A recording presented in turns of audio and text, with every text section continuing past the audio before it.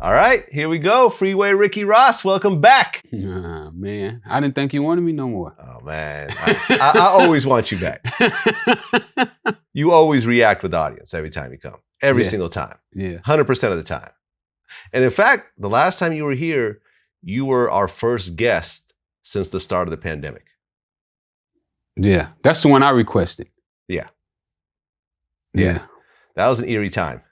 It was. It was scary. It was scary for everybody involved because nobody in our lifetime had seen this before. Well, we did it before the pandemic had really hit, though. Yeah, before it was called a pandemic. Yeah. Before it was an epidemic, I guess. Yeah. And now it's a pandemic, and it's still going strong. Yeah. We still ain't wised up. People still doing whatever they want to do, and dangerous times. Yeah, people are still not wearing masks. They're still going out. They're still going to parties. Political parties. You know, Herman Cain, remember he died at Trump's rally? Yeah. And continued to tweet that COVID is not that deadly after he died. He was zombie tweeting. Yeah. I personally know 2 people who have died from COVID. I know about 8. Wow. Yeah, 2 of my guests, actually. Fred the Godson, a rapper from New York. He died at 35. He was actually very obese. Okay. And these days, they were actually tying that into some of the causes of death. Yeah. Being overweight. Well, you remember when we did the show, I told you that it was probably going to hit blacks worse than it hit anybody. Yeah, and it did. And one of the reasons that I knew that it was attacking the body because of obesity and diabetes and those type of things. Hypertension. Yeah. And that runs heavy in the black community. Yeah. All of those diseases are heavy in our community. The other person that I know that died was a guy I interviewed, a gangster from Las Vegas named Frank Collada. He was an older guy in his 80s, I believe. And he already had breathing problems. Like during our interview, he actually had an oxygen tank. And we would have to stop every so often. He would have to, take a few hits off the oxygen. Wow. And he caught it and he ended up passing away. Yeah. I had a couple friends, they got over it, but it hurt them really bad. I had one friend who was, he got like 20-inch arms and he caught it and he was like, man, that thing knocked me down. I lost like 35 pounds. I had another friend that ran marathons. He caught it. Both of them pulled through. My biggest loss, though, is I lost a senator, state representative from Detroit who was helping with the cannabis licenses in Detroit. You know, because I was down in Detroit helping blacks and minorities get licenses down in Detroit, and he was the one that was, pushing it through for us. Okay. And we lost him, and he was like one of the first people in the country to die from it. Sad. How old was he? He was younger than I am, probably in his mid 40s. Oof, yeah, that's my age. But he was overweight too, probably about 300-some pounds. Yeah, I actually lost over 15 pounds since the pandemic started. Good. I gained weight since it started. I lost weight. I started actually monitoring the calories of everything I ate, realized I was overeating a lot, started cutting down, and the weight just started coming off. Yeah. And I have too many people that depend on me. I have a dozen employees. I got family members. I can't be out. You can't afford it. I can't even afford to be out for a month. Yeah. The whole company will start to really buckle under that weight. So yeah, I lost weight. I keep a mask everywhere I go. Vitamin D? Nah, I took multivitamins. I'm sure some D's and you didn't listen to me. You didn't listen to me. I guess not. I was telling them about vitamin D before any of the doctors started talking about it. Mm-hmm. Any of them. Nobody was talking about vitamin D before I started telling them, vitamin D. Doctor backed out. Remember, I had you set up to do the interview with the doctor. I did, yeah. And he ended up canceling last minute. So we ended up getting another doctor named Dr. Khan from Las Vegas. Yeah. Who's actually like a rapper / medical doctor. But he's had about 18 people under his watch die so far from COVID. He was saying that the hospitals, like the hallways are starting to fill up with COVID patients in Vegas. Well, we tried to get DACA to the front line, but we haven't been successful yet. He feels that he could wipe this whole coronavirus out, but nobody's listening. And I mean, when you have somebody who doesn't have, he has the credentials, to show, you know, the schooling, the medical background, where how long he's worked at the hospitals and what he's done. But, you know, the first thing they say is, who have you cured that had coronavirus? And like everybody else, he can say, I haven't yet. Yeah. Yeah, well, this thing could be compared to the Spanish flu of 1918, which lasted about 18 months altogether. Wiped out millions of people in the process, but lasted about a year and a half, which actually led into the Roaring 20s. You know, if you people that know about how crazy and wild that time was, that was actually a reaction to what went on during the Spanish flu and the lockdown and everyone being scared to death. When eventually the world got over that, everyone just partied and had a great time. So we have something to look forward to. Yeah. After all this is said and done. I'm ready. I'm ready too.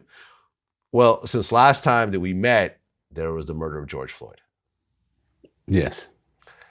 When you first saw that video, you saw that, you know, the cop having his knee on that man's neck for, was it 8 minutes and 46 seconds? And he's like calling out to his mother who's dead.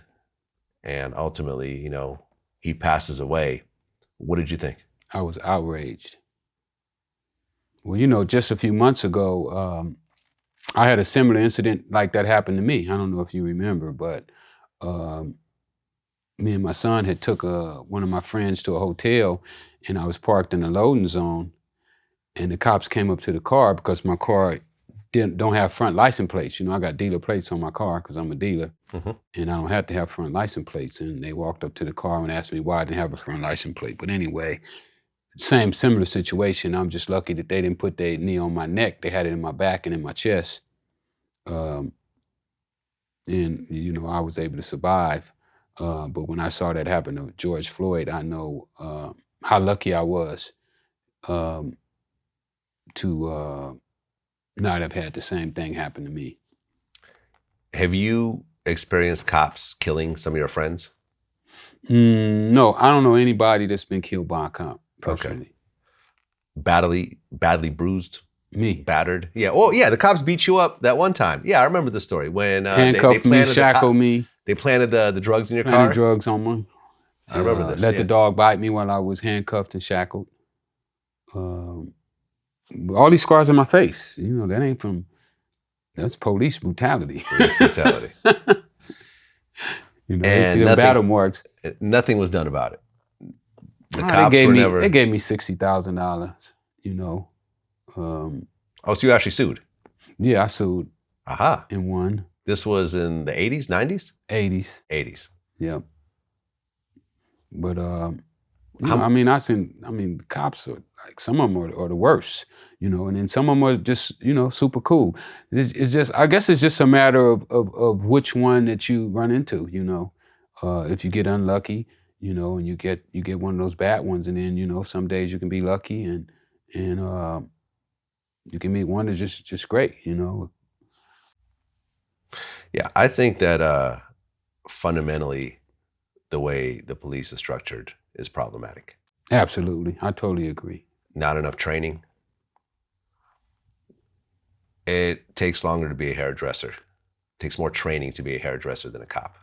And I think they're hiring the wrong people too. You know, you're hiring guys who went to the military, you know, where they were in foreign countries and everything went, you know, you in war. So,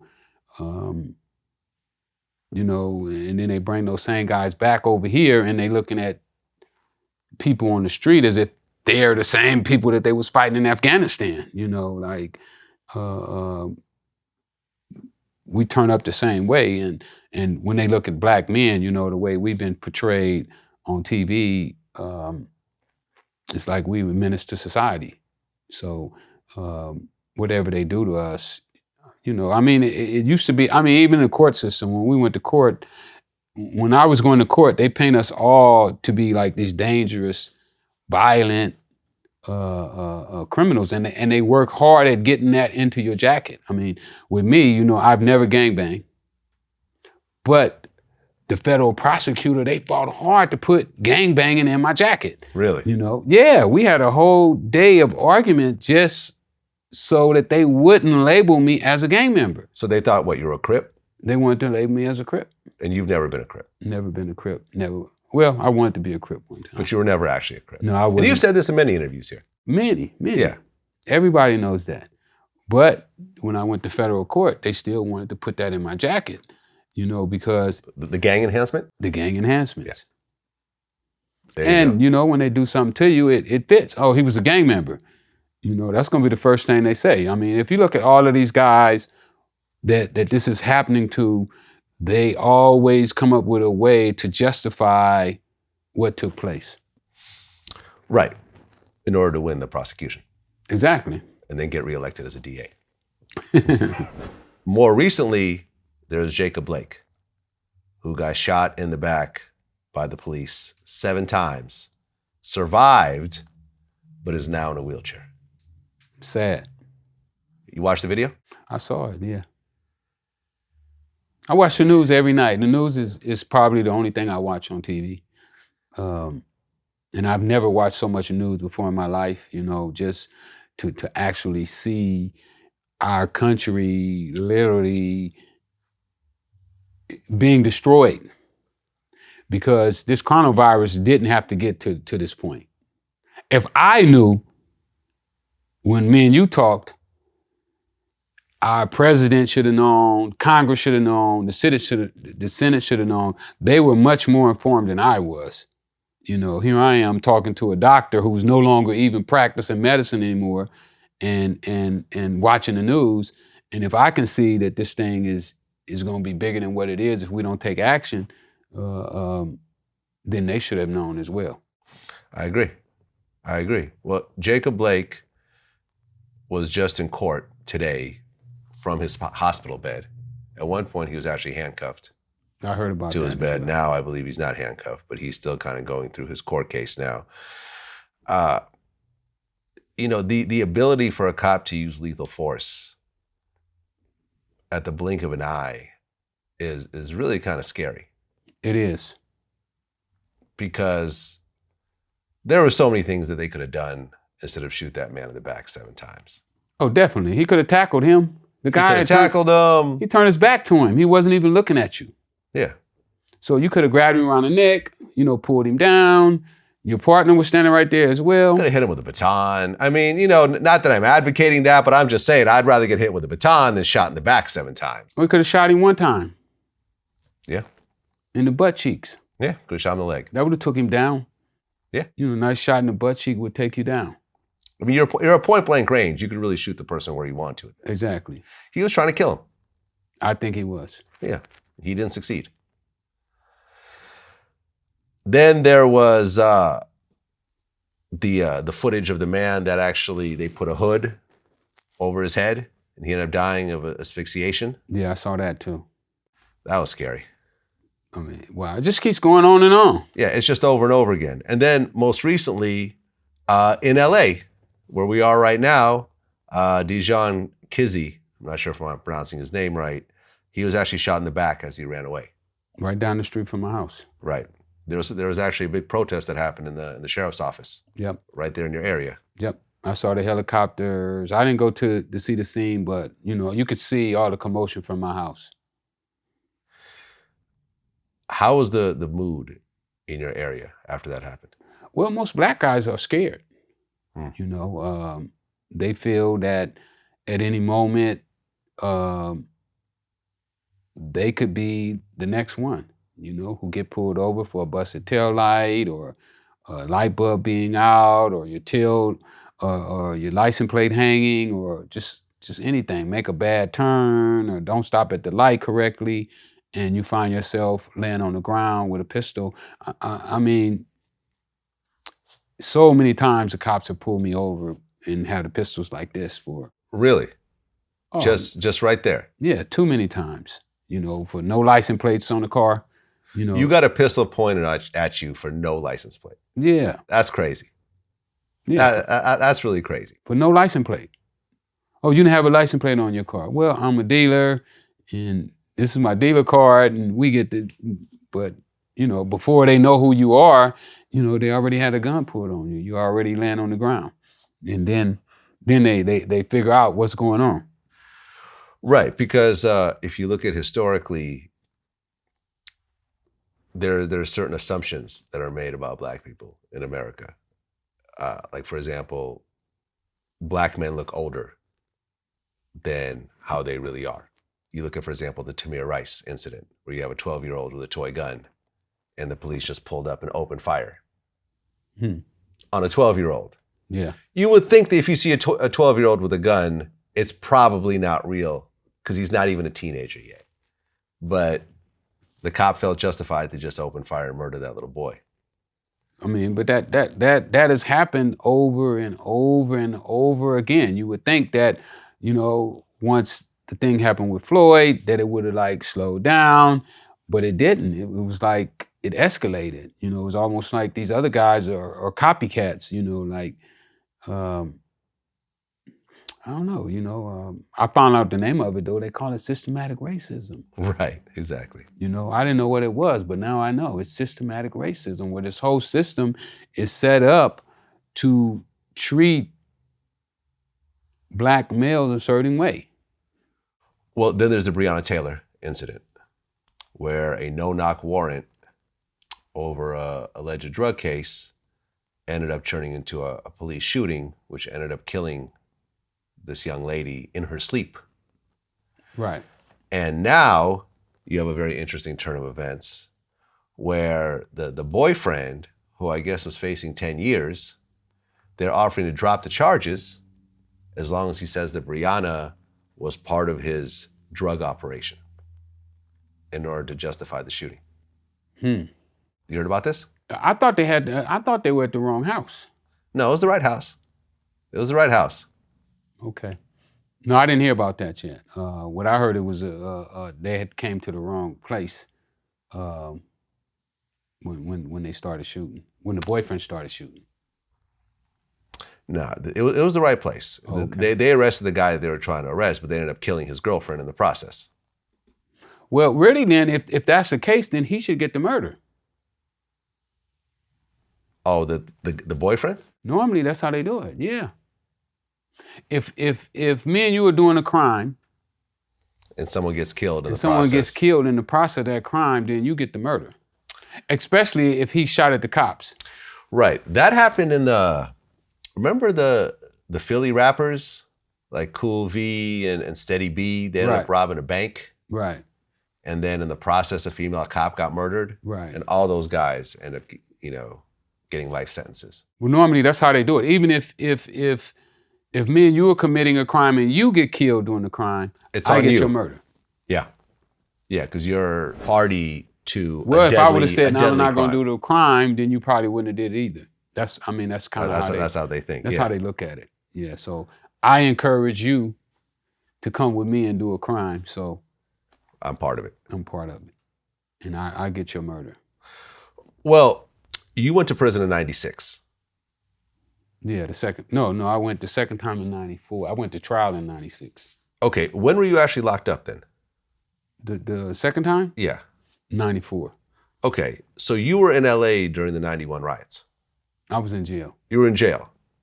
Ah, okay. So you missed that whole situation. I missed that riot too. I was in Phoenix, Arizona doing that riot. Oh, okay.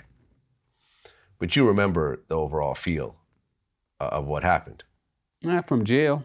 You know, what you hear on the phone and what you see on the news.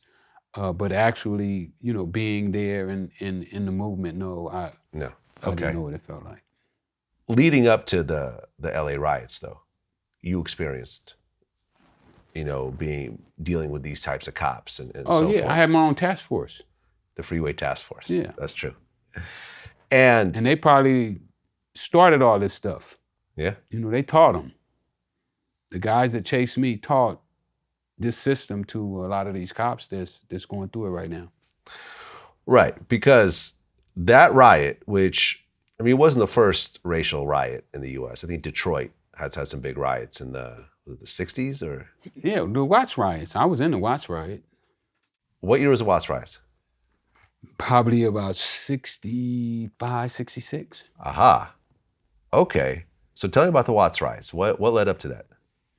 Well, it was the same thing, you know. The Black Panthers wanted they wanted the police to stop beating us up, to stop killing us, and they took arms, and they wasn't going for it no more. And if if the cops had you pulled over, the Black Panthers would walk up carrying their rifles, and they would sit there and they would watch the whole ordeal, you know. And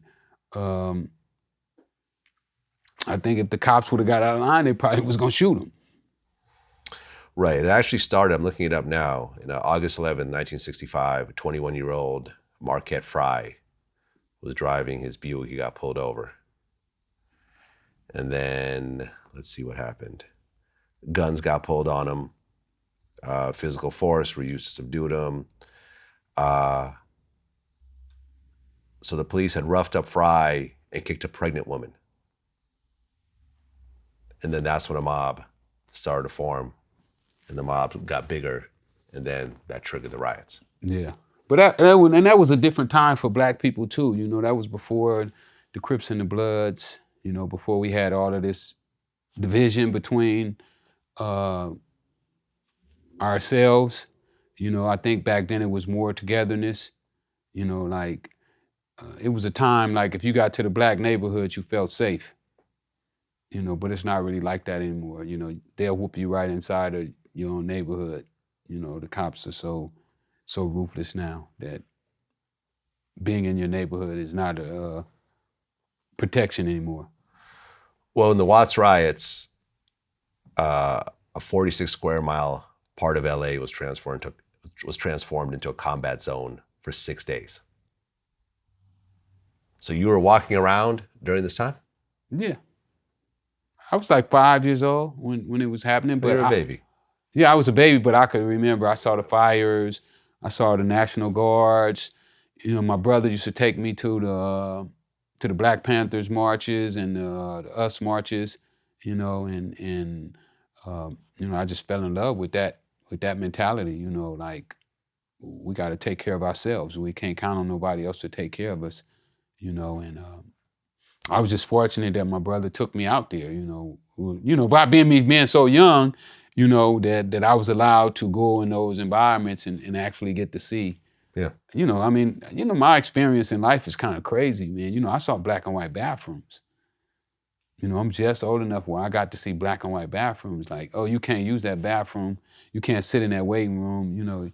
So it would say colored only? Yeah. This was down south? Yeah. In Texas. Well, you know, after the Watts riots, that actually is what triggered the white flight. No, I didn't know that. Yeah, I'm looking it up right now. So after the Watts riots, white families left surrounding nearby areas like Compton, Huntington Park, and Southgate in large numbers. So that's when the white people all moved out, and then those became predominantly Black neighborhoods. Because remember, George Bush grew up in Compton. No, I didn't know that. Yeah, George Bush had a house out there. Wow. Well, I remember the line, you know, like where I grew up at, we used to then cross that line. That was the white, Broadway was like the white part of town. And we all stayed in Watts at that time. The Watts was like the Black part of town. And like you say, Compton was the suburbs, because I had one auntie that bought a house in Compton. Mm-hmm. She was the only one of the family members that had, you know, a place in Compton and had their own house. So I can remember when it was white, stayed in our neighborhoods. Right. Were a lot of the stores burned down during the Watts riots? They burned down a lot of the stores. Yeah. A lot of those stores in South Central that are still there used to be all white stores. You know, they used to have theaters over there. I mean, it was like a thriving community, you know. And then when the riots happened, I guess everybody just fled. We moved on the west side where I grew up at. I think we moved in 68. Okay. Right, because I remember talking to BG Knockout about the Rodney King riots. And he talked about how he was actually out every day during that time and the fires and everything. And, you know, he said it was a very special time when it was happening and you know, you felt empowered and, you know, the brotherhood and everything. But after the dust settled and the smoke cleared, now you didn't have a grocery store nearby. So you have to go way out to go get groceries, and all the stores you used to go to in the neighborhood, they were all gone. And you know, it was this sort of a feeling like, damn, like, yeah. You know, They now we have to suffer more because of this. To make a point. To make a point. But it would have been interesting if instead of tearing up, it was dumb. It was dumb. Tearing in up, retrospect, people's own neighborhoods. What if they went to Simi Valley? In retrospect, we all knew that. You know, because everyone had now cars. That we want to go shop and shit after we didn't, all the goods we stole, we ate them all, right? Or did whatever. So now we need to go shopping, and we got to drive, you know what I'm saying, way out to Hollywood damn near to go grocery shopping. Yeah, and you know, the riot is the language of the unheard. Yeah, I mean, it's a way to express yourself. I don't necessarily agree with that as a tactic of getting what you want. I don't think that that's gonna stop them from putting their knee in our neck. You know, everything that, but you know, with me, everything is economics. You know, I believe that you attack their money, and when you attack their money, they'll pay attention to that. Right, like the bus boycott and Martin Luther King. Yeah. Yeah. If you notice, there really hasn't been a real boycott, a real financial boycott in the modern era. Nah. No such thing. Like literally nothing got boycotted successfully. Well, everything, especially with the Black community, we're so divided right now. Right, because remember Gucci, at one point it was like, don't buy Gucci. Yeah, I remember totally. Yeah, it's like, Floyd went straight to the store and bought everything. Yeah. Yeah. So, and now, you know, with them getting the money, I see everybody going to the Gucci's and the Louis and all these stores, just like lines of people, Nike and Lines. Yeah, no, I remember I interviewed Boosie, and he had a video where he was at the mall, and he was basically just calling everyone in the Gucci line just some stupid motherfuckers. Like, he was like, y'all some stupid motherfuckers. Like, Gucci is laughing at y'all right now. And you stand in line for their shit. Yeah. Buying a bunch of shit y'all can't afford. Exactly. Yeah, like I knew so many people who lived with their mothers, you know, as adults, but would have a Gucci belt. That type of shit. That was never really my thing, but yeah. I mean, if there was an actual boycott, if everyone just said, okay, we're no longer supporting this particular thing. Right. Like, and actually not buying it in force, millions of people at the same time. Because if you look at the riots and the marches, it's not, you know, unlike the Watts riots and the Rodney King riots, it's kind of mostly white people now. You see what I'm saying? Mm-hmm. Like, there's a lot of Black people obviously involved, but if you look at the sheer numbers, I would say more white people are marching and protesting. It's a lot. It's a lot. But and I think that's good that they're recognizing, you know, what's taking place. I mean, most people are sympathetic to life, period. Yeah. You know, but then when you get some who have been indoctrinated with this thinking that this group of people are going to take away their livelihood and everything that they have, then they don't mind seeing you die. Well, after the Jacob Blake situation, there was potentially an NBA boycott. A couple of teams decided not to play, and it looked like it was going to be an actual boycott, but then it wasn't. Yeah, they stopped for one day. Yeah, for one day. Yeah, because it's interesting. I interviewed Craig Hodges recently. I'm not sure if you're familiar with that. Yeah, I'm familiar. Okay. I used to watch basketball. Okay, got it. All right. He's one of those old guys. Yeah, and he played with Jordan. Yeah. He's got 2 rings. And in our interview, which I'm still annoyed hasn't resonated bigger than what it has, which is why I keep bringing it up, is that he was one of these, you know, protest type players. He grew up in a Black Panther type household, and he, you know, his mom was like a protester. He was going door to door, signing up people for voting and everything else like that. Before the Lakers and the Bulls played in the finals, he talked about Jordan and Magic and said we should all not take the floor and protest. And both of them said, nah. Jordan said he was crazy, and Magic Johnson said that's way too extreme. So neither one of them did that. Okay, so then in 91, the Bulls get to the championships. Yes. And you guys played the Lakers with Magic Johnson. Absolutely. Well, before game one, you actually approached both Jordan and Magic. Right. And you suggested that the teams not take the floor. Right. As a protest to the social injustice that's happening with Black people in America. And see, it wasn't just, and that's, I think, my position at that point in time was we didn't have Black owners, Black management, Black executives. At that point in time, we have an opportunity with 21 of the 24 athletes. You know, and that's one of the things, I was talking to Horace Grant about that this morning, because he called me to get clarification.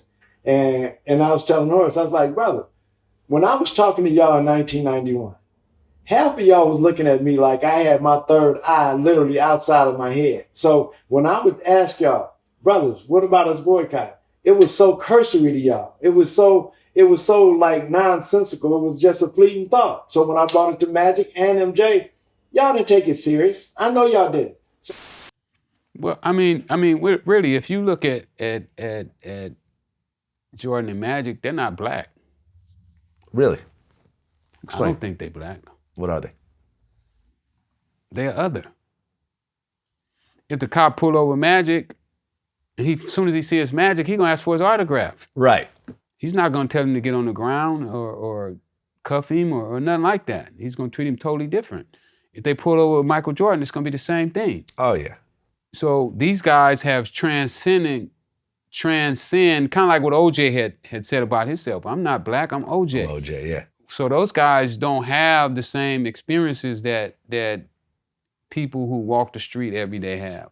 So they couldn't feel the same way. You know, like even I was just watching how long it took them to speak out on the George Floyd situation. They didn't speak out until after the white power started to say that it wasn't cool. And then I noticed they all started to fall in line, but they didn't say it before because they didn't want to rock the boat. You know, their checks is tied to them living a certain lifestyle, to them being the way the man want them to be. Yeah, but at a certain point, you say, look, I'm rich enough. If I lose a few extra $1 million, man, fuck it. Like, I remember, like, I'm cool with Waka Flocka, but, I remember he made a statement saying, ain't no way I'm voting for Biden because my taxes are going to go up. And me and Waka are probably in a similar tax bracket. And I'm like, fuck those taxes. Like, if my taxes go up to get Trump out of office and help the country and the world, then my taxes will go up. I'm okay. It'll be okay. Waka's not starving. He's not borderline homeless. He'll be all right. So to sit there and say, I'm gonna, because if you don't vote for Biden, you are helping Trump get elected. Absolutely. For example, you talked about this on your Instagram page about felons and their voting rights. And a lot of people are a little bit unclear on this because it varies state to state, right? Right. In California, can you vote as a felon? We can. 100%, or is there Once stipulations? You're off parole. Aha. Is there a fee involved or something like that? No fee. Okay, because I think in certain places like Florida, you have to pay a fee or something. Yeah, some places they won't allow you, even after you get off parole and everything. Which they eliminate probably, you figure in this country, it's probably 50 million people that has been convicted of crimes. Maybe more than that, even. Felonies, you mean? Yeah, felonies. Let's look it up. Here we go. 3% of the total US population and 15% of African-American male population have served time in prison. People with felony convictions more broadly account for 8% of the overall population, 33% of the African-American male population. So let's do some math. About 26 million people in America have felonies. That's a big number. That could move an election in either direction. Absolutely. Either direction. There has never been an election where it varied by more than 26 million votes. Yeah. That I'm aware of. I might be wrong, but I'm just going to put that out there. Usually it's a lot closer. I mean, in fact, Trump actually lost the popular vote. He did. I think by 2 million. Yeah. See, that's what I'm saying. So imagine 26 million. 26 more, Hillary would have won. Hillary would have won 100%. So it's interesting because I talked to a good friend of mine who's a Washington insider. He actually works for the mayor of Washington, D.C. And he told me flat out, he said, look, if you want to use your platform to help Biden win, the only way you're going to do that is to get more people to register. That's it. Because I think that a lot of people feel, well, if I don't vote for anybody, that's like me not voting for Trump. Right. And it's really the exact opposite. Because I don't think in my lifetime I have seen a group of people more devoted to a president than Trump supporters. I agree. I've never seen the Senate function the way it functions right now. Yeah. In the court of law, you've never in the court of law is a jury supposed to have their mind made up before the trial starts. And we saw lawmakers before for the impeachment hearing saying, I already made my mind up. Right. They wouldn't allow witnesses. Well, because their mind was already made up. Right. Because he got impeached, right? He just wasn't kicked out. He got impeached by Congress, but the Senate has to kick him out. Congress can't kick him out. But the Democrats run Congress, so the Republicans run the Senate. So they are afraid of Twitter, that Twitter finger. They don't want to get lashed by that Twitter finger, so they pretty much let him do whatever he wants to do. Yeah. I mean, unbelievable. I never thought that I would have saw this in America. Right, because let me just make it very clear to everybody. If you are not a Trump supporter, right? If you don't like Trump and you don't vote, I can guarantee you that the Trump supporters, not only are they voting, but they're making sure their friends come to the polls, their family comes to the polls.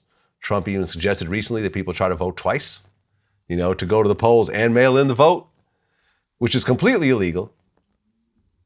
But, far be it from Trump to say something and get pinged for it. The other night I was watching CNN. It was late. It was about 12 o'clock at night, because I usually talk on the phone when I'm doing my late night calls and I'm watching CNN at the same time. Mm-hmm.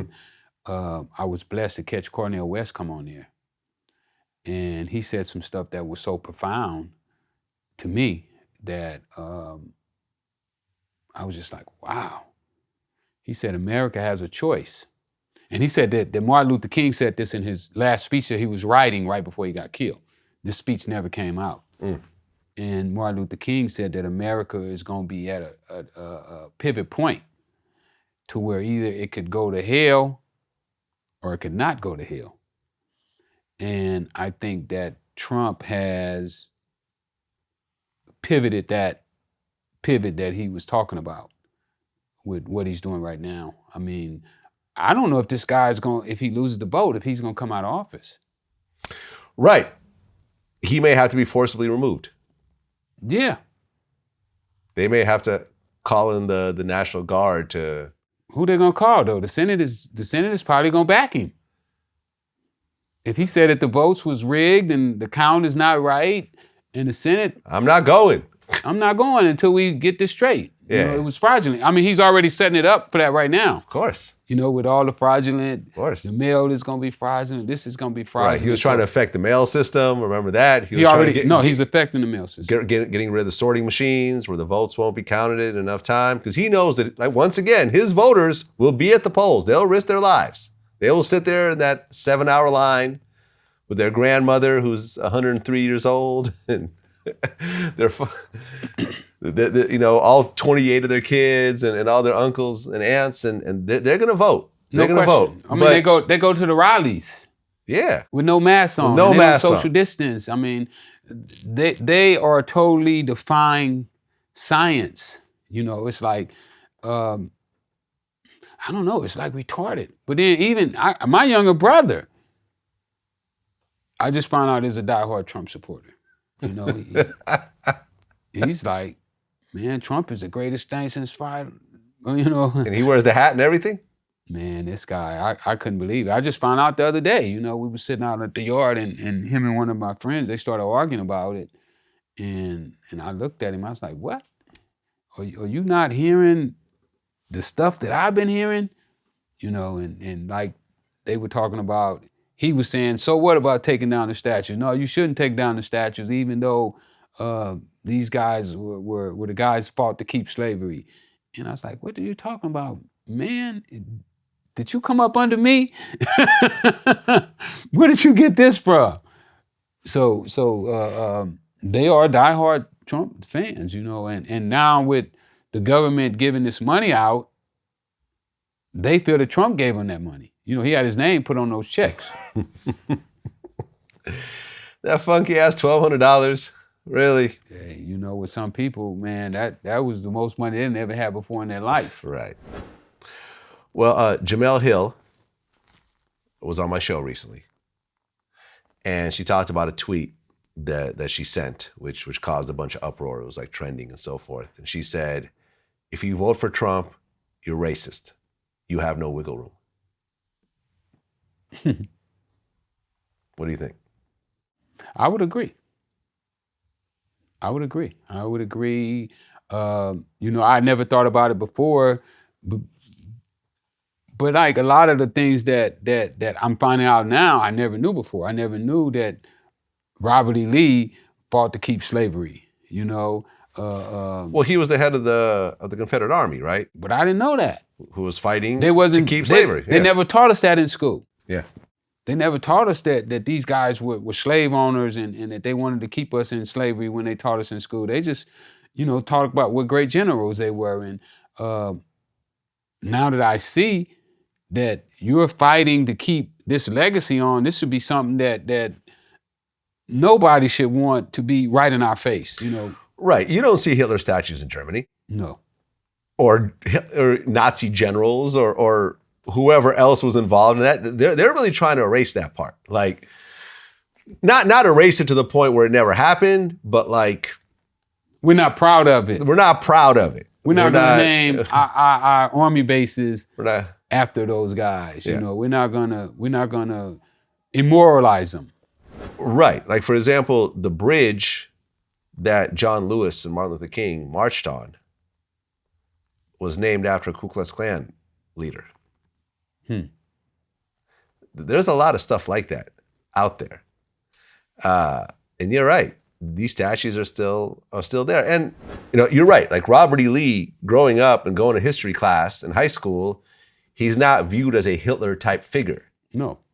He is viewed as a great general who happened to lose the war and, you know, but then afterwards the country came together. You know, we embraced our southern neighbors once again and so forth. But yeah, he was essentially Hitler's general, if you think about it. But that's not the way it's presented in school. No, they got schools named after him in Texas. This is true. Texas have schools that my family members have went to. It's named after him. So I don't know. I don't think there's no wiggle room to if you are a Trump supporter. I mean and it's deeper than just racism. I mean you're supporting ignorance. I mean, because in my personal opinion, I don't know. Trump is one of the dumbest people I ever seen before in my life. You know, and I read his books when I was in prison. I read his book. Yeah. The I Art of the Deal. I read 3 of his books when I was in prison. I didn't buy them. Somebody else had them, and I read them. You know, looking for game. But now that I know him from seeing him speak and everything, as much as he's speaking, I know he didn't write those books. Right. He had a ghostwriter. He had a ghostwriter. So not only are you a racist, but you're also ignorant because you don't go with science and you don't go with facts. Right. What did you think of Herschel Walker endorsing Trump? Embarrassing. Yeah. But you know, Herschel Walker is fits that category though too. You know, he's not black. He's not black. Yeah, he's other. He's other.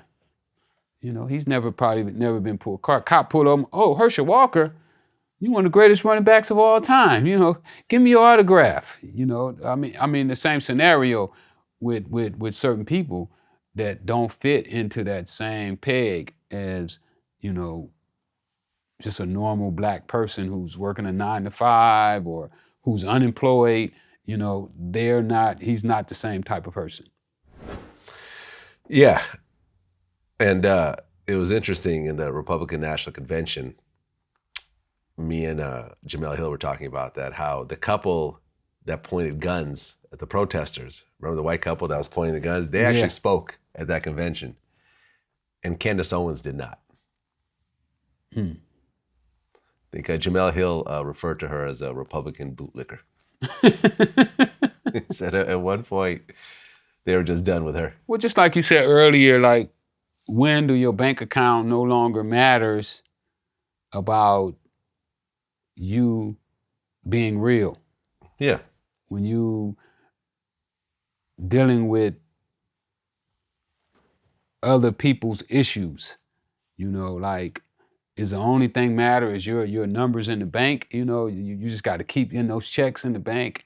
And you know, I just think that it's sad that these guys and the ladies, they have so much to offer people, you know, blacks. We make almost $3 trillion a year. It should be no reason that we should have unemployment as high as it is. I mean, we should have our own businesses. We could have, we make enough money to have our own welfare system, you know, where we could literally take care of our own people, but by us not realizing that other people didn't have the same opportunities. Like with myself, I could, you know, shrug my shoulder and say, yeah, motherfuckers, I do this shit great. I'm a great motherfucker, and you get it yourself. But I understand that somebody showed me. Everything that I knew in life, somebody put me up on it. Somebody hit a light switch and it went off in my head that this is what I should be doing. And there's other people that they didn't teach that to. So that don't make them less worthy. It just means that they didn't get the same type of training, background that I have, or that these other people have. Well, just recently we posted a story. 19 black families got together and bought 90 acres of land in Georgia as a safe city for black people. It's an interesting concept. But, you know, and I think what they're trying to do is recreate like the Black Wall Street, the Tulsa, Oklahoma kind of community. In today's climate, it's kind of a dicey issue though, because you can't just rent to other black people. Right. Right. You see what I'm saying? You could build a bunch of apartment buildings and so forth and make it a safe haven for black people. But Donald Trump do it. He don't rent to black people. Right. The opposite of that. Safe haven for white people. Right. Because if a white person goes and rents and he gets turned down, it's discrimination. It's discrimination. You're not going to have your own police force. So white Georgia cops could roll up in there and do whatever they want. I think it's a great idea. And I hope it works out. But you kind of have situations like, I don't know if you heard, me and Jamel Hill were talking about this. There was a black beach in LA. I heard about it. And a black family owned that beach. And it was like a haven. Black people around California would go there and hang out and have fun. And then... Great beach. You've been there? I ain't been there, but I know the location. Yeah.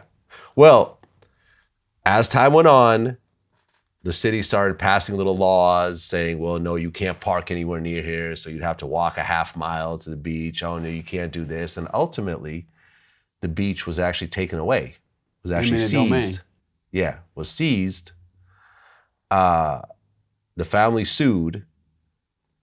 I think they were awarded like $14,000, but never got their land back. Yeah. In 2020, that land is probably worth $100 million.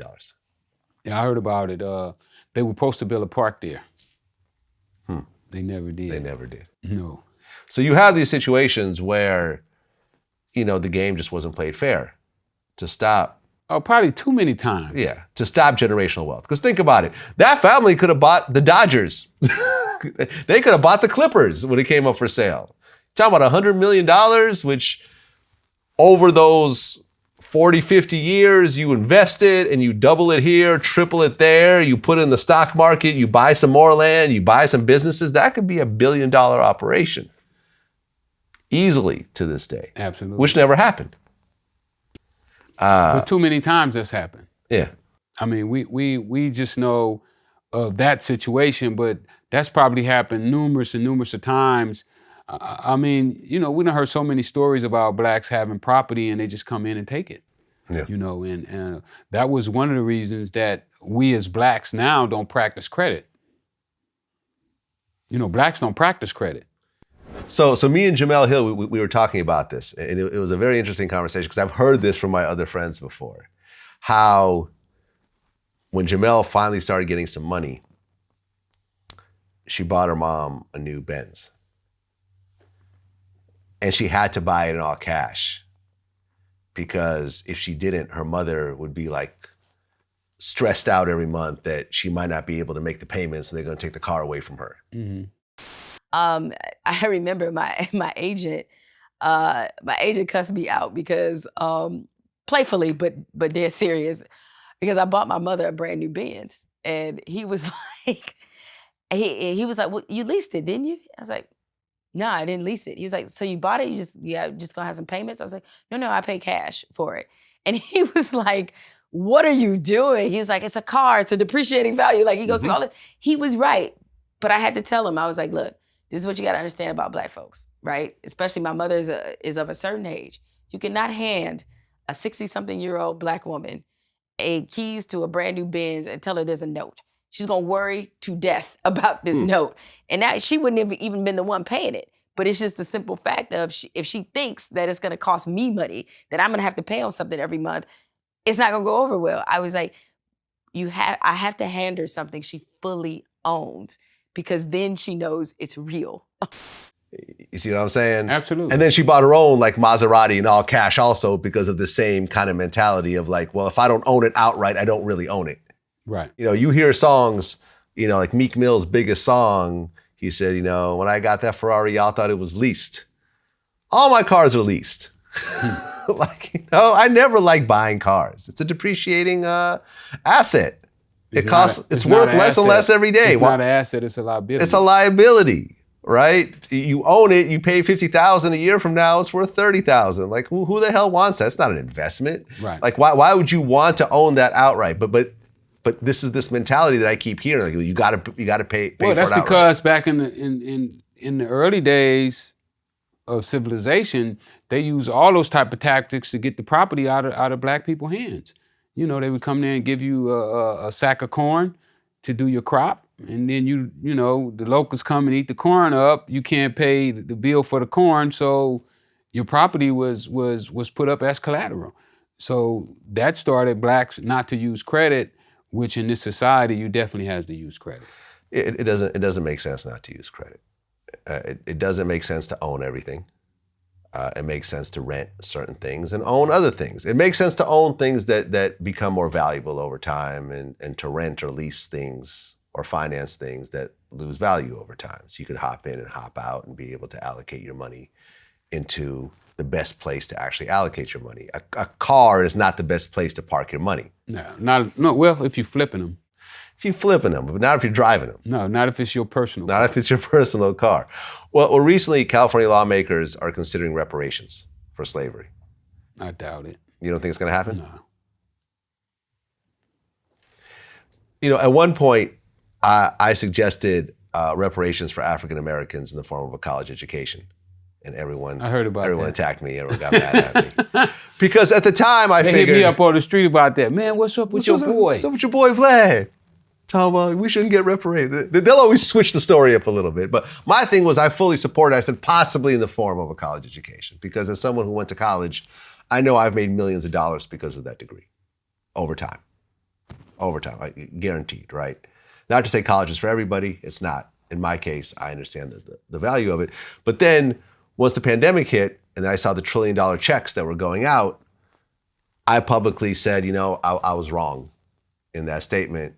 I actually do believe in cash reparations because clearly America can cut the check if they want to. They just don't want to. I don't know if cash would be the answer either for us. You know, I think we have to have a revolution of the mind. Okay. I believe that if we start to think right, things will start to happen differently for us. You know, right now, we pretty much function the way the record labels, the movie companies want us to function because that's where we've been getting all our information. You know, most of us don't read, we don't do no studying, and we just get this information from memes. You know how many meme arguments I've had with people? Like it kind of just turns my stomach sometimes. You know, like the anti-vaxxers or the conspiracy theorists, the 5G people, the whatever, the Bill Gates is trying to implant microchips into us, like that type of thing. And you can't win these conversations. You can't. Because they have these influencers on the internet and you don't know who they are. You don't even know where they got their education from. Yeah. You know. Then they put a doctor in front of their name and that's been the greatest thing about Trump, if people have been really watching. Trump has been teaching us that, oh, I could have cheated and got my education.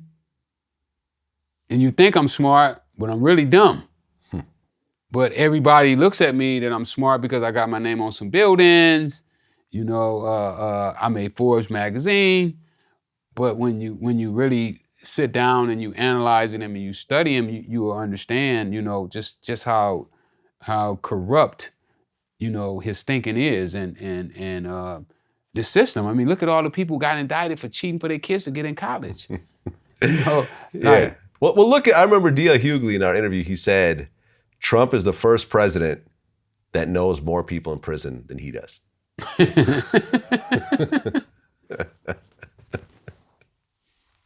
Yeah, but I mean, and then the way he used his pardons, I mean. Oh, yeah, Roger Stone. That could be corrupt. Convicted of trying to illegally work with the Russians to try to affect the election. He gets convicted, sentenced, I think 7 years. And before he starts the sentence, Trump pardons him. And no one really said anything. There was no outrage. Well, they said a few things. But nothing happened. Exactly, because the Senate don't want to stand up. Yeah. You know, in any other criminal case, that would be tampering with witnesses. If you offer a witness a benefit so that he don't testify against you, that's tampering with witnesses. Right. You know, in any court of law. Any court of law. Tampering with witnesses. You can't do that. So it's just another example of this system just being out of whack. You know, nothing the way it was taught to me it was supposed to be. Well, I had Akon on my show recently. And part of this interview ended up, you know, causing a lot of stir. And he talked about how, you know, because he was born in the U.S., but he grew up in Senegal, in West Africa. And then he came back to the U.S., I think around 10 years old. And he goes back a lot to Africa. In fact, he had the whole Lighting Africa project where like 350 million people now have electricity, thanks to him. And he's building his own city, Akon City in Senegal, and a bunch of other amazing shit. And we talked about how people felt about racism in Africa. And he said that in Africa, there's really not a lot of focus on slavery.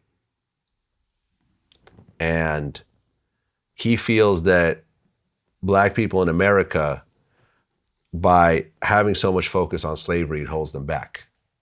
And it keeps them from progressing as far as they should. A lot of people got upset over this. How was slavery really looked at out there? Well, in Senegal, we've kind of overcome the thought of slavery. We don't even think about it. The only time we think about it, honestly, is when we're doing tours that go to island. You know, outside of that, people have lived and moved and way beyond the slavery concept and idea and mind state. Well, most Africans that come in this country look at this situation differently than people who were born into this country. Yeah. He's not the first one that I heard that from. You know, I had some Africans that worked with us on the documentary, and they are not the same.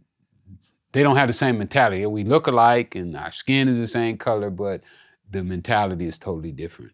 So for him to say something like that, I totally get it. Not that I harp on slavery either. I mean, you know, we can't kill ourselves because they had us in slavery, but at the same time, we can't forget that they did this to us, and that if you forget that it happened before, it could happen again. Yeah, I mean, I wasn't in agreement with this. You know, I don't think that the Jewish people should forget about the Holocaust. I think there should still be movies like Schindler's List and so forth. But, you know, the difference is that ultimately, you know, for Jews, the Holocaust happened, and then Jews were basically able to integrate back into society. Well, they gave them their own country. They gave them their own country. I mean, they gave them their own country. They give them a budget every year. You know, in Israel. American Jews don't benefit from this. I never got a check. Well, of course they do. Of course they get money from Israel. Israel back them. I mean, I've never got any money from Israel. Well, maybe not you, but no one in my family has ever got any money from Israel.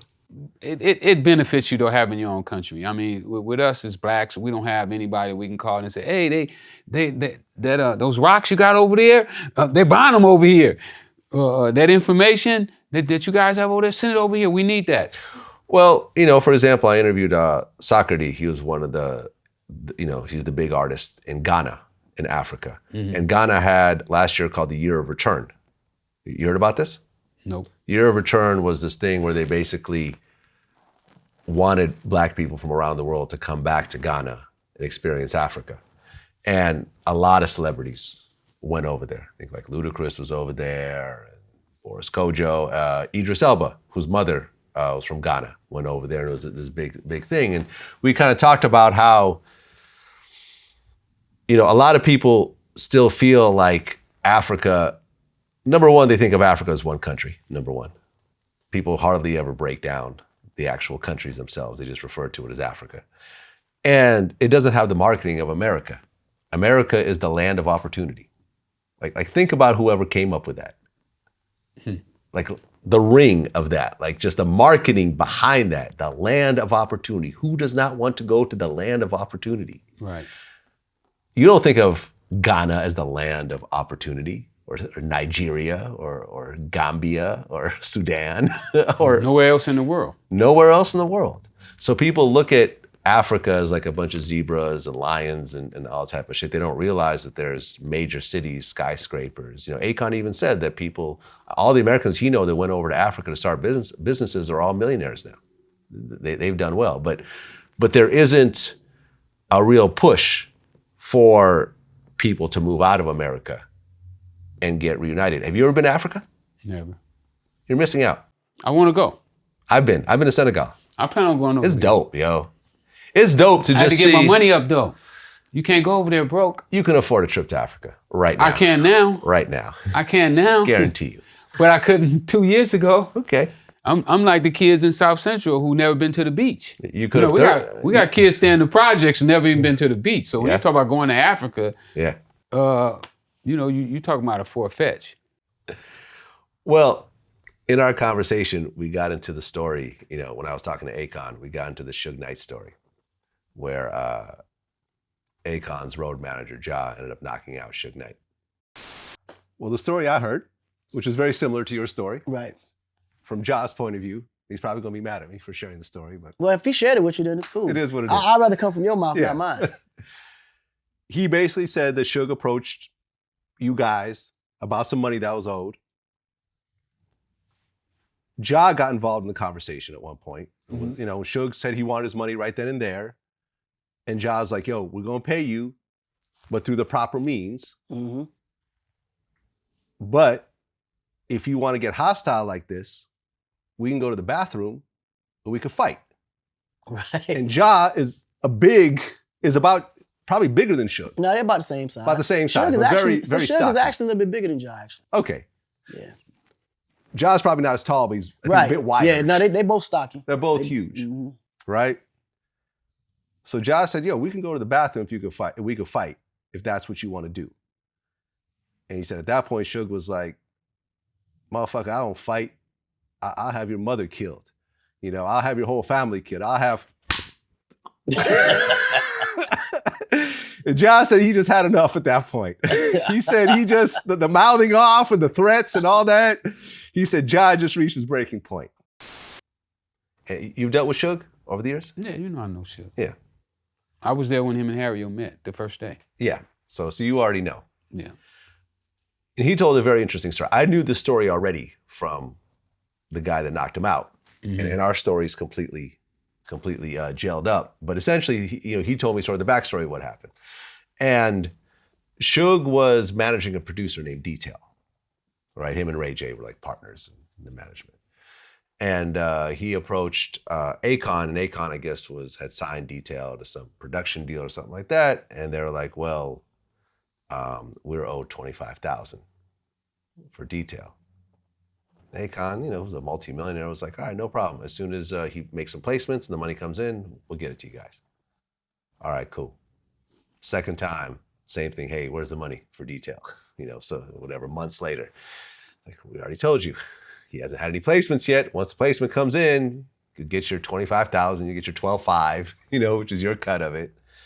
And then at there was a Super Bowl party in Arizona, and then once again, Suge comes in with that same talk, like, yo, where's that $25,000? Like, yo, again, like, all right, fine, like, when you get back to LA, just invoice me and I'll pay within, 60 days. Like, oh, we're not gonna wait for 60 days. This is LA. Like, we need our money right now. And then this is when Ja comes in.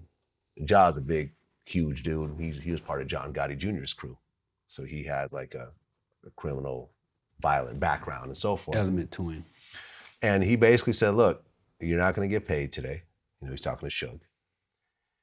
He said, if you got a problem, we can go in the bathroom and we can fight it out. But you're not going to get paid today. And then at that point, Suge was like, I don't fight. I'll have your mother killed. I'll have your whole family killed. And then that was that. He just had enough. He just knocked him out. And then Suge pressed charges. Mm. And in order to get out of doing a bunch of prison time, Akon had to cut a big check to Suge, which is basically the check that Suge wanted to begin with. Yeah, I didn't hear all that part of the story. I remember when that happened. I was in jail during that time, though. Mm-hmm. Yeah, but Suge had lost his power, though. He had squandered his power. He had lost some of his biggest guys, had gotten killed.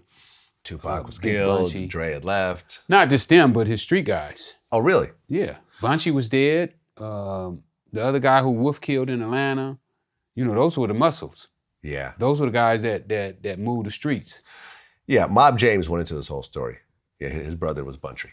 Oh, his brother was Buntry. Okay. Yeah. I didn't know Buntry, but I would hear the rumors from the jailhouse. Yeah, Buntry and his crew came in, and these were like the hardcore jail gangsters who were willing to put in the work. They also wanted the big check to go along with it. They didn't just want like a little, leased car or whatever. They wanted money behind that shit. And, a bunch of crazy shit happened around that murder. I mean, he started breaking down all the people who were killed around death row. It was major. It was major. It was like a dozen people A lot of like all those mob Pyru dudes all ended up dying. Yeah. A lot of times from each other. Infighting. Yeah, man, it's crazy to me. Like when I heard that story, it was like, here was a guy that had like a $300 million company, and he's trying to shake people down for $12,000. Well, Suge was on top of the world. I mean, you know, he had one of the greatest record deals that anybody ever had. Yeah. You know, and with the greatest producer of all time, 2 of the greatest rappers of all time. Plus, everyone was going over there. Mary J. Blige was going over there. Left Eye, Jodeci, like DJ Quick was over there. The Dog Pound, the talent level over there. Yeah, he was that guy. He was that guy, and he would still be that guy to this day. Absolutely, if he'd have had some tact. Yeah, he couldn't come out of the gangsterism. You know, he couldn't stop that gangster mentality that he picked up, because when I first met him, he wasn't acting like that. What do you think happened? Like what changed? Because Suge wasn't a gangbanger growing up. The money and the power. You get that money and you know, people start to treat you different. You know, they don't tell you when you're making a mistake. You know, they won't tell you, hey man, no, don't do that. You know, you're going the wrong way. And when that happens, you know, you destined to have a fall. And I believe that's what happened to Suge. You know, he cut Harry-O off. You know, Harry-O was his advisor. You know, Harry-O set that whole play up. Yeah. From jail. Although I heard it was someone else. They set the play up? I heard that the Harry-O was a middleman. I heard there was another For the guy. money. Yeah. He was a middleman for the money. The money. I was there when the money walked through the door. The money came from this other guy. I know him. You know what I'm talking about? Yeah. Can we say his name? You can. I don't know if he want his name mentioned. We mentioned his name before. Have we? We have. Well, I have. Let's look it up.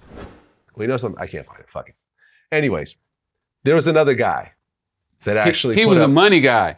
I'm saying the brains behind it was Harry-O. Was Harry-O. But there was a money guy that actually put up all the cash. Yeah, yeah. He ended up going to prison afterwards. No, he was in prison when... He was in prison?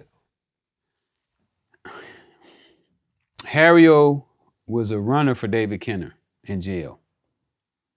And when you came to jail, Harry-O would get you, hey man, I got the best lawyer for you. And he would take you to David Kenner. Me and Harry and David Kenner was in the attorney room, and he told David Kenner that I'm gonna show you how to make more money in this record business than you ever thought about making in this law business. And this was before he met Suge. He didn't know Suge then. Mm-hmm. Matter of fact, I was with the guy who introduced Harry to Suge like 2 days ago, Ron Brown. You know, Ron Brown played for the Rams. No, I didn't know that. Yeah, he was the fastest man in the NFL. He's the guy that hooked Harry-O up with Suge. So we were cellies. Me and Harry were cellies. So I was right there doing the whole get down. You were cellmates with Harry-O. Yeah. When all of this was, when all the whole death row situation was coming together. I was the first one he told about death row. Right, because there was a phone in the studio that was basically Harry-O's phone. When that phone rang, you'd have to pick it up because it was Harry-O calling from prison. And there was a situation, and I remember the guy that ended up running Solar Records told me about it. They were in the studio, and a couple of producers were using that phone. Suge came in and was like, yo, you're not supposed to be using that phone. And they were like, yeah, okay, hold on. Suge ended up pistol whipping him and stripping him naked. Yeah, I heard about that too. He caught a case behind that. He caught a case behind that, you know, and said, you better not go to the police. They ran outside and went straight to the police. And Suge was actually on probation. And you want to know something else? What's that? I was the seed for Harry-O hooking up with Suge. So you told him to do it? No, I didn't tell him to hook up with Suge. I told him, he was doing Lydia's album, his wife. Mm-hmm. He was doing her album. And he had, you know, Harry had all the rap magazines, the Variety, the Hollywood Reporter. So I'm reading the magazine one day and I'm looking in there and it says Dr. Dre and Eazy-E is feuding. And so I'm reading it and I'm like, hey, Harry, you see this here? Harry and, Dre and Easy ain't getting along. I said, man, that's who you need to produce Lydia's album. And he said, no shit. And jumped up, ran out the cell, jumped on the phone, and started calling everybody like, how can I get in touch with Dr. Dre? How can I get in touch with Dr. Dre? And then we found out that Dre's house was in foreclosure as well. And at that time, I still had a little money too. And I was like, Harry, you gonna gain the money? He was like, I don't know, man. I was like, if you don't give it to him, I'm gonna give it to him. When I said that, you know, he rushed it. He would do. Yeah, the guy that actually put up the money, Keefe D referred to him as boss man in his book. They might call him that. Might call him that. He's out of prison now. No, he is. He's doing movies. Yeah, and from what I understand, he don't want that money back. He's not trying to go down that Suge route. looked out for him. Oh, he did? Yeah. Okay. When his girl got out of prison, she was working at Death Row. She used to run the front desk at Death Row. Ah, okay. I want to interview him. Let's look it up. I asked him. Yeah. You're still in contact with him? Once in a while, I see. He just had a movie just came out. Which movie? I don't remember the name of it. Okay. Yeah, let's I'll look put this the up. word in for you. Yeah. The real guy behind Death Row. Well, no, Harry is the real guy. You can't. I mean, the money played a part, but Harry was gonna get the money anyway. The money guy behind Death Row. How's that? The money guy. The money guy behind Death Row. Yeah. But Harry was gonna. I mean, Harry is a genius. Yeah. He was supposed to be getting out like this year. They turned him down. Yeah. They turned him down. No, Harry is brilliant. You know, and I don't say that about many guys. Right, but Harry was the flashy drug dealer. He was, but he did, his flash was different. See, I used to understand the flash. Right, he was the guy in the chinchilla coat. The Ferraris. And the Ferraris you know, in front of the club, and everyone would be mobbing around him, and he's throwing money out to people. That's how he got all his dope boys. Just like the girls like those cars, the dope boys liked them too. Yeah. So I used to didn't understand their philosophy, but that's how they got their biggest customers. Were you in business at the same time as Harry O, or he was before you? He was after me. He was after you? Yeah. Aha.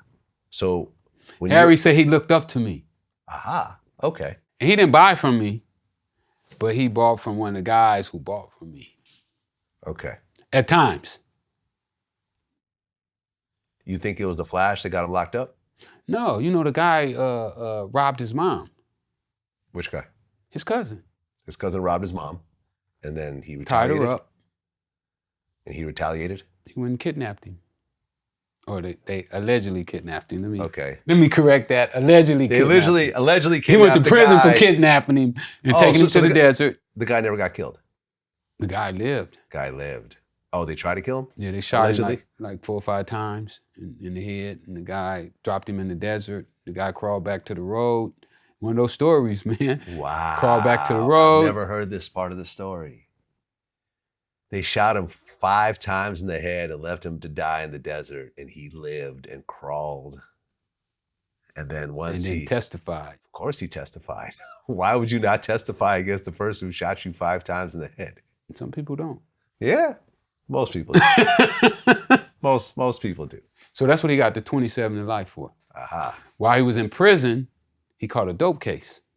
Oh, the dope case came later. Yeah. Ah. Selling dope over the phone. Oh, he was still trying to do business while still in prison? He was doing business. 300 keys, I think, is what they got him for over the telephone. Over the prison phone? Yeah. Or a cell phone? I think it was a prison phone. He would get on a prison phone and try to... probably talking in code and whatever, Well, clearly someone broke that code. Break all the codes. I know, right? Break our codes. We can have those codes and they're going to get broken. They got guys that they work 24 hours a day. What's really the point? I mean, you're in prison. What's really the point of trying to make money while you're in there for... Take care of your people. That's the only reason? And, live better in prison. Buy your way out. Well, the way we think is that you can always buy yourself. Everybody got a price. So you're always trying to get to that number where you can reach that goal. Yeah, I remember recently I was talking to Sammy the Bull. And, part of his story, because he was John Gotti's pit bull, essentially. hitman, and so forth.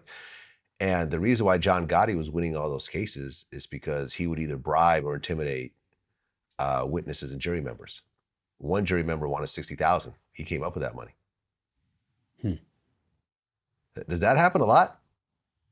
Not from our standpoint, not from a black standpoint.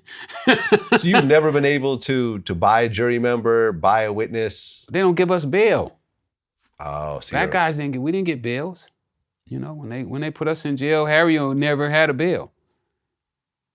You know, none of us, we never got bails. You know, they gave us no bails. We were a danger to the community. So when you're a danger to the community, the feds don't have to give you a bail. Well, just recently, you kind of had these interesting situations, like on a beach in Florida, $1 million worth of cocaine washed ashore. 78 pounds. A sunbather found this and ended up calling the police. In France, maybe around 9 months ago or so, $66 million of very pure cocaine washed ashore. Well, that's just saying they still using cocaine. It ain't stopped. Yeah. The Coast Guard last year caught a submarine with $165 million worth of cocaine on board.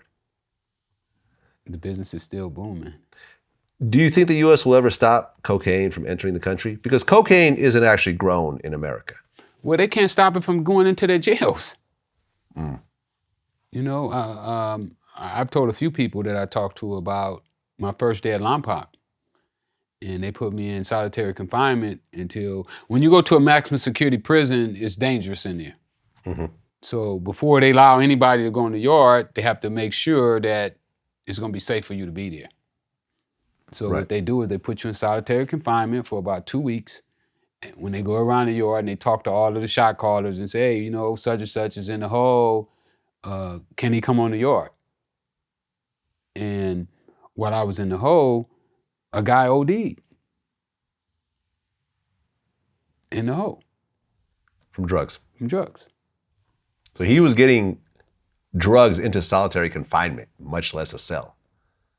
Oh, yes, all over the yard. I'm saying that it was in solitary confinement. Like, this is like the most secure part of the jail that you can be in. Like, you have no inmate contact.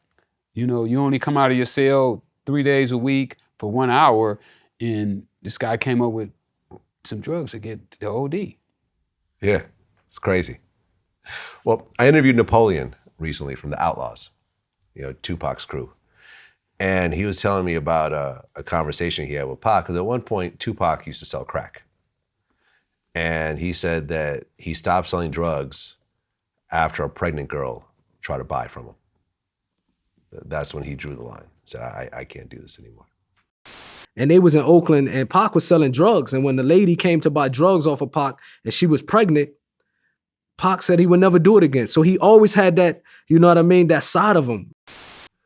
Did you see that a lot? Pregnant women? Pregnant women trying to... Oh, yeah. Yeah. How did that make you feel when you knew that something that you were supplying was being used by someone that was going to create deformities for their children? Well, we didn't know that it was going to create deformity for the children. But I didn't like selling to pregnant women. You know, I was against that. But I still participated in the business, which I know that if I sold to this guy and he sold to this guy, and eventually it was my drugs that got to that woman, it wasn't cool. I mean, you know, those are the things that eventually made me to where I quit. Jail wasn't what deterred me from selling drugs. It was the effects on the community. It wasn't something that that I felt that I should be involved with. You know, I felt like a hypocrite, you know, because my girl was pregnant with my son and she was smoking cocaine. And wait, so your girlfriend that was pregnant with your first his child, mom was pregnant with him, she was using cocaine. And you knew about this? Yeah, I knew she used.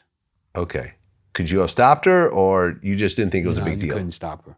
I tried, would lock her up in the house. You can't come out the house for days, weeks.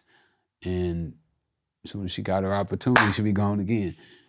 Back on it, and 3 or 4 days, and then come back. All the money gone, and you just couldn't stop it. So with all the money you had, you could not stop your son's mother. Some people just won't stop. I mean, like right now, I got an uncle. My uncle, 83 years old, and he says, "Why should I quit smoking cocaine?" He'll tell you that right now. Why should I quit? Give me a good reason. I'm 80-something years old. I've been smoking it for 40 years at this point? 40 years. I don't have no problem with it. It's just, it ain't enough. I wish I had more. Yeah. So when you're dealing with people like that, it's tough. But then I had friends who was using it, and I was able to help them get off. E40, I just interviewed him, and he grew up in Vallejo, and he talked about the effects of when it hit Vallejo. He said it was called base rock in his neighborhood. Crack ended up hitting the Bay Area and Vallejo as well. Do you remember the neighborhood starting to change during that time? Oh, definitely, because when Yola came to the inner city, back then we called it base rock cabbies. You know what I mean? We called it base rocks. Then, you know what I'm saying? And then at that time, it was kind of like, to me, it was,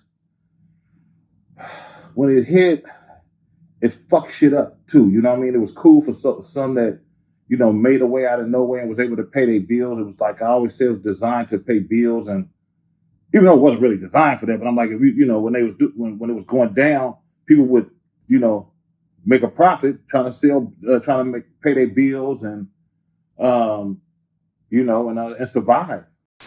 And at first it becomes like an entrepreneurial thing. Like suddenly all these people in the neighborhood that used to be poor are now, they got cash, they got nice cars, they got cell phones, they got nice clothes. And you don't see the problems right away. It took a while. It took a while before you started seeing crack addicts. Yeah. Because they don't just turn into crack addicts in a week or two. They don't quit their job. Yeah. Like some people are functioning addicts. Yeah. They can go to work every day. Yeah, and that's what was happening. But after a while, you started seeing like, oh, that's so-and-so who used to work at now he's just on the street every day. And I've seen them quit great jobs. Yeah. I'm finna start selling crack like y'all. Hell with that job. But that was a way for them to smoke all day, every day. They don't have to quit smoking. They go to work, yeah. They just keep smoking. Just getting high off your own supply, basically. And that's what most of them wanted. Most crack addicts, what they want is to continuously get high. What percentage, like when you look at all the people that were dealing under you, what percentage of them were actually using themselves? Not many. No. The younger guys, they quit, I mean, they never used. A lot of them didn't even smoke weed. They were just straight, I don't know, my like the guys coming to me, they were kind of like the new entrepreneurs. They had watched me do my thing and they had refined it almost, and they just did it better. Well, I interviewed Flavor Flav. Yeah. And he talked about for 18 years, he had a $2,500 a day crack habit. For 18 years? Yeah. Well, I'm not sure if it was every day $2,500, but essentially he had a huge habit for 18 years of his life. In fact, when Public Enemy were doing their video for Night of the Living Bassheads, which is an anti-crack song, Flav was getting high during, in the back. And in fact, he even talked about in our interview how he actually got real crack addicts and gave them drugs for the music video to make it look more realistic. And Chuck D, when he heard this, he was like, listen, I don't know anything about that shit. I'm not co-signing none of that. But he, Flavor Flav really had a serious problem. And he's been sober now for 8 years. But what he said, which was interesting, he said he doesn't feel like he is over his addiction yet. He feels that if it took you 18 years to be in it, it takes you 18 years to get out of it. I was fucked up off of that shit for 18 years. So that means you're going through a dark-ass tunnel for 18 years. Now, in order for you to get out of that tunnel, you got to turn around and come back 18 years. The same distance that it takes you to go there, it's going to take you that same amount of time for you to get back. So he's still 10 years away from actually feeling like he's over it.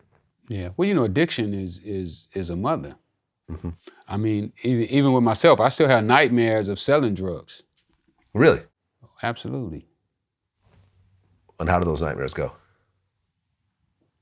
All the homies, we back together, we rolling, you know, money coming in, and then all of a sudden, you know, the police is at the door. House surrounded. We don't know what we're gonna do with all the dope we got.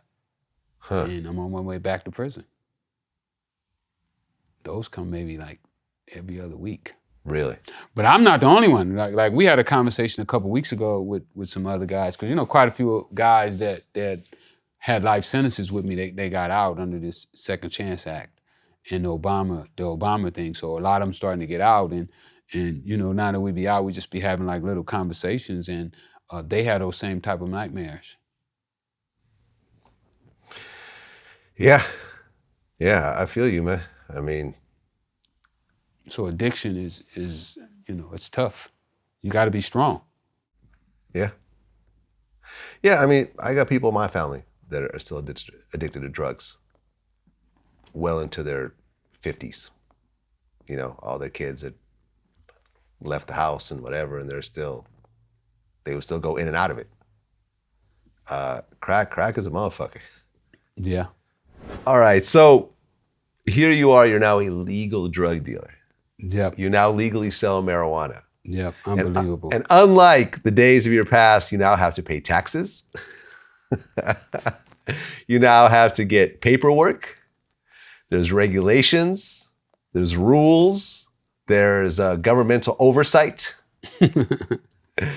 And a lot of people, I'll be honest, like for example, I had Be Real on here recently, who was one of the marijuana originators. He's a legal marijuana too. Yeah. He has Dr. Green Thumb dispensaries all around, but even he admits it's a very tough business to be in these days.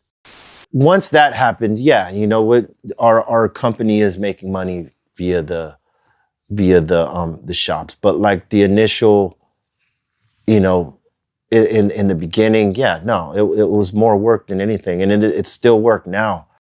You see a lot of dispensaries going out of business. Yeah, where? LA. The cops close them down. All along, listen, Ventura Boulevard, there was a few places I used to go to before. They're gone now. I haven't seen a legal dispensary go out of business. Oh, I have. A bunch. Yeah? A bunch, yeah. Yes, I personally have seen many. At least 4 or 5 that I know of. Okay. Because there's so many taxes associated with it. Yeah, well, the taxes, they there, but I don't think the taxes are to the point to where it would stop somebody from making money. Okay. You know. Well, you have your own products. And what are these right here? Well, these are my 8s. These right here I'm doing with the Cure Company. You know, what I'm doing right now is I'm setting up deals with different companies. This guy right here who I'm doing this with, he's the biggest indoor grower in California. It's the Cure Company, the same company that put out Nipsey Hussle's brand. Okay. This one here, this is all mine. Mm-hmm. I don't have a partner on this one, the LA Kingpin. But what I'm doing with this one is I'm going to all the other big growers and I'm buying their product, putting it in my jar. One of the things that I want to do is I want to have the best growers in the world product in my bags. Same thing that I wanted to do when I sold cocaine. I wanted to have the best cocaine that I could find, and that's how I won. Right, because I remember when the dispensaries first started out here, you would go to a store and it'd be these big jars. Yeah. Okay, this is OG Kush. This is they- whatever. Now you actually have to put it into. See this here? This little thing here has to be on your product now. Yep. You have to have all the numbers, your THC levels, if it had pesticides in it, all that stuff. Which is good. I actually like this way better. Well, the product is safer. Yeah. You know what you're smoking, that you're not smoking, that you're not just smoking some poison. You Right. Because so many people, they was putting stuff in there that literally the weed was almost cyanide. Yeah, I've smoked some weird weed during my day that, like, when it burns, it's kind of like, okay, there's something else in here. Let me get rid of this shit. Yeah. I mean, some of the growers are unethical about what they're putting in the product. Yeah, I've had my lungs kind of hurt a little bit afterwards. Like, I'm very careful about that. Like, I usually find, like a brand that I like, and I just stick to it. Yeah. Well, that's most people do that. Yeah. They don't just jump around from brand to brand. Yeah. And that's why it's so hard to break into the market. Which I had a hard time breaking in, but we stayed at it. I stayed diligent. I kept working, and I hooked up with this company right here, and they turned me on to some great flower and some great growers, and look like things about to like just explode right now for me. That's dope. I love it. Only in America. Only in America. You get sentenced to life in prison for dealing drugs. You come out, you beat that case. No, I didn't beat it. I did. You did 20 years behind it, but you beat your life sentence. I beat the life sentence. I did. You come out and you sell legal drugs. And now you're getting to see my entrepreneur, because I don't think that the drugs made me. I think that I picked the wrong product to go in business with. So I want to try those entrepreneur skills in different fields. Well, look, if you look at two of hip hop's most successful figures, Jay-Z and Puffy, they are both basically legal drug dealers at this point, because most of the money that they have made did not come from music. It came from alcohol. Puffy has Ciroc, which he doesn't own, but he owns a piece of, and he's, like the big name behind that. That brand was around for like 7 years until Puffy came in and put his muscle behind it and turned it into an international phenomenon. And then Jay-Z has Ace of Spades and Douce, which is the major part of his net worth. Like, Jay-Z's a billionaire because of liquor, not because of his music. Right. You see what I'm saying? Right. The music was the seed. But really, other itineraries come from that. And liquor is just drugs. Oh, absolutely. You can't say it's anything else to that. Absolutely. It gets kills you drunk. more people than alcohol and tobacco. I mean, no. Tobacco kills more than all illegal drugs put together. Right. Tobacco does, and then alcohol is right there, right next to that. Yeah, so that's what I'm saying. So they're basically just drug dealers, but they're using a legal form of it as opposed to the illegal part. And once again, you see a full circle. Like with Jay-Z, it's a full circle. He came up selling drugs, blew up through music, So and they then say. I So they mean, say. somewhat. I've interviewed people around him. And he wasn't a kingpin or anything else like that, but he dibbled and dabbed. He dibbled and dabbled. So was he actually on the corner selling? Yeah, he'd get busy. Yeah, he got busy. You know what I'm saying? Like, if I'm in New York, he gonna get busy. Nah, you know what I mean? And and they took into him. He had a nice squad. He had his own little squad that got busy for him. So yeah, he knew how to be a boss. Because it's hard to be a drug dealer and a rapper at the same time. But yeah, it's possible though. And it's funny because me and you, the first time I ever talked about getting ripped off for a kilo of cocaine was when I spoke to you, and you were the one that kind of put it all in perspective for me about how, me getting ripped off was probably the best thing that could happen to me, long term, and what I realized over the years is that 17,000 that I lost on that 1 kilo, I've actually made more than that talking about losing. I've actually earned that money and more by talking about it. Wow. Isn't that crazy? It's crazy. But that's how life is. That's how life is. You know, you never know what, I mean, you know, really,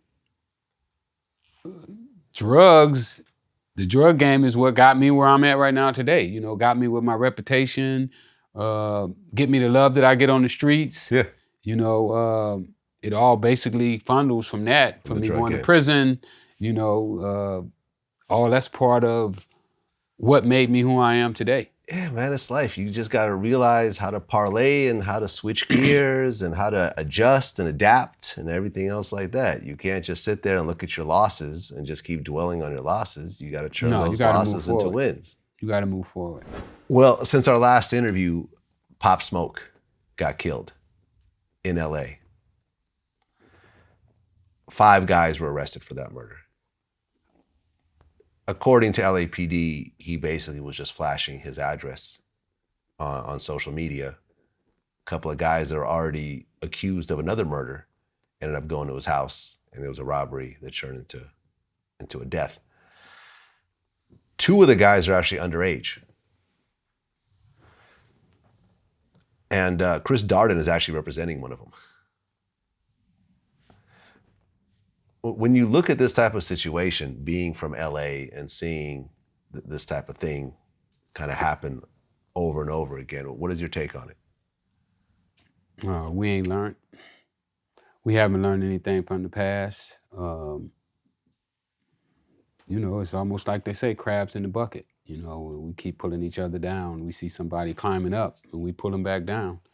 It's sad, but it's the life of the ghetto. Right, because, you know, I did the math on this. Let's just say they got $100,000 worth of jewelry in that robbery. Split 5 ways, $20,000 each. Bunch of custom jewelry that's stolen. You might be left with $5,000. Tie you to the murder. You're tied if to a you murder. Caught with it. This is a big rapper right now. With big songs, like you're in Hollywood, you're not in some back alley somewhere where there's no cameras. You know, you're in the Hollywood Hills, cameras on every house. The whole world has a spotlight on this situation. The guy has a #1 album after he dies. Like it's one of those things where it's like there's no way you're gonna walk away from this. No. And yet you still want to risk your future in doing this shit. Well, a lot of times those are guys who don't feel like they have a future. Yeah.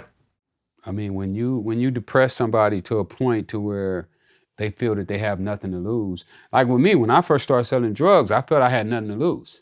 You know, I didn't know what I was gonna do with myself. My tennis career was over. You're not going to college. What do you have to lose? Fuck it. Yeah. So selling drugs looked as sweet. Yeah, I remember I was at a gas station the other day, and there was a woman, this like middle-aged white woman who wasn't wearing a mask, buying lottery tickets. And I just started thinking, I'm like, how closely related is, you know, in the middle of the pandemic, you not caring about your safety to actually buying lottery tickets? When you're buying lottery tickets, it means that you know you're never going to become rich on your own. You're just hoping that this 1 in a billion shot might put you over the top. You know, being in a state of hopelessness and not feeling like you have a future, you just don't care about your well-being at the time. So you say, fuck it, I'm not going to wear a mask. Absolutely. Which is like, fuck it, I'm going to go sell drugs. I agree. You know, fuck it, I'm going to go rob somebody. I'm going to get this pistol and go. Might go to prison, so what? I might go to prison, fuck it. I might have to kill somebody, I might get killed. Jam Master Jay, 2 people were just arrested for his murder. I heard that on the radio. And one of the guys is his godson. Wow. Run DMC's bodyguard, the guy that was always with them, had a son, and Jam Master Jay was his godfather. This guy's on Instagram posing next to Jam Master Jay murals and talking about how much he misses him and everything else like that. And now they're saying he's the one who killed him, one of the two guys that killed him. Sad. But that's the state of our community. And that's the state that that I feel that we got to break. If we want to break the change from police brutality and all this other stuff, we first got to break the change from us doing each other. Because as long as we killing each other, they're going to feel that it's okay for them to do the same thing to us. Is it people killing each other, or, I mean, is it black people killing each other, or do you just kill people who are in your vicinity? If you live in a black neighborhood, well, Pop Smoke he wasn't in the black community when they killed him. They went to Hollywood and killed him. They went to the Hollywood Hills, yeah. But they're not going to Hollywood killing nobody else, because they also know that if you kill a white person, you know, you're probably gonna get the death penalty. Well, these guys are actually looking at the death penalty right now. Yeah, but they really would have been looking at the death penalty, and that's in their mind. They would have been looking at the death penalty if they'd have been doing that to white people. Yeah, that's crazy. I can't even put my head around that. And it's a shame, man. And I've said this a bunch of times. I talked to Pop Smoke 2 days before he got killed. 2 days. We were actually planning to interview that next week. You know, he had just gotten on this big record with Travis Scott. And he was on top of the world. Like, he was happy as hell. He was 20. Yeah, 20 I heard he was years growing old. up. I'd never heard of him before he got killed. No, I knew exactly who he was. And then, you know, most recently, this guy who I interviewed twice, FBG Duck, was killed in Chicago. And as soon as he got killed, everyone started DMing me our first interview. And in that interview, he talked about how he had already been shot 2 times in Chicago. And I was like, well, why don't you move away? And he starts giving me all the reasons why he shouldn't move away. I know where I'm supposed to go, where I'm not supposed to go. You know, when I got shot, it was because I was in the wrong area, but I don't do that anymore. And, you know, well, you know, I don't trust anyone. I don't want to go somewhere else and have to know new people, you know, blah, blah. And he's giving me all these reasons, And then his brother gets killed before our next interview. Why stay in Chicago when these types of shootings are happening? See, what it is with me, like, I got more in Chicago probably than they got more in Chicago. Like, it's shit that I gotta make sure I take care of here first before I do anything. Like, you feel me? Like, and plus I ain't the type of motherfucker that wanna go move to another city because I don't trust nobody. You feel me? I don't trust new people. I don't wanna hang around new people. I don't want no new friends. Cause I don't trust nobody. Yeah, motherfucker could turn fake on you anywhere. You can die anywhere. You can get shot anywhere. You feel me? But it's just like in Chicago, I know better. You feel me? Like, I know what to do and what don't to do and what not to do. You feel me? Shot to death. And he still is in the vicinity. And then he gets killed in front of the Chanel store, you know, in the equivalent of Rodeo Drive of Chicago. He was not in an enemy neighborhood. He was not in a place where he shouldn't have been. He is in front of the Chanel store.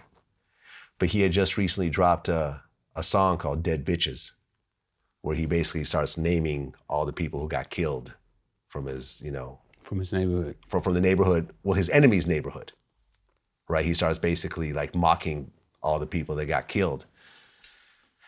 Not to say that those two situations are connected, but more than likely they probably are. More than likely. They probably are, to the point where whoever saw him hated him so much that they did not care about their own freedom as they're shooting in broad daylight with tourists walking around and cameras everywhere and everything else like that.